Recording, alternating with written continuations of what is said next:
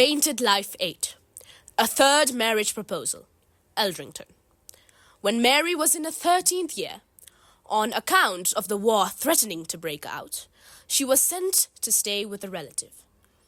She was frequently urged to consent to a betrothal with a young gentleman named Eldrington, of distinguished birth and other eminent qualities.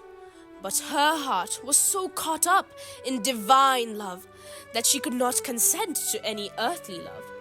She was so afflicted at being pressured to marry that she fell dangerously ill, and her father was obliged to fetch her home. Mary was still living at Harwell. The text of the picture would seem to suggest that she had already made up her mind about her vocation. Her mind was so much another way. Her heavenly Father had higher designs in his blessed child, and he drew her by the way he pleased, and she knew not. She went through great interior suffering, and it is quoted, "The very grief had like to have put her into a mortal sickness." Her father came to fetch her home. After the embarrassing interview with her suitor and the efforts of all in the house to persuade her over, this painting shows Mary talking to her father, who then takes her back to her own family. Mary sits in the saddle, homeward bound. We do not know where home was at this time, but for her, it meant being with her parents, brothers, and sisters. Reflection. Do I personally feel that it is God guiding my life? Painted Life 9. Osgodby. Vocation to the religious life.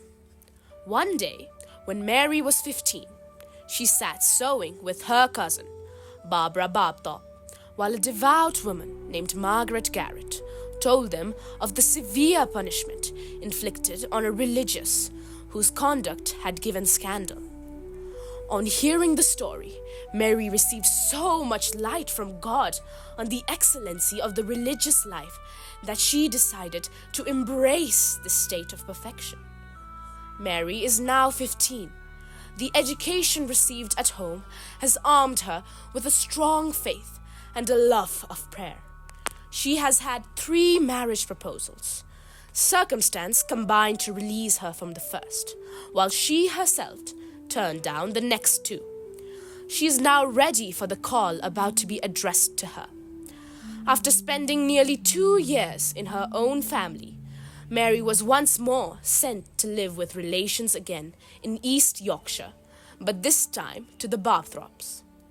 One day, she sat sewing with the daughter of the house and the maids. One of the old servants talked about God and about the cloisters which had formerly existed in England, but had been suppressed at the Reformation. As Mary listened to her, she realized that this was precisely what she was looking for. Mary heard the call from God. It was the first step along the wonderful path leading her to her ultimate vocation.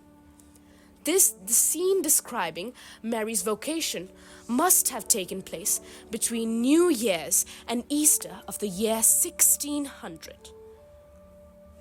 Reflection. By what means were sown the seeds of our own call?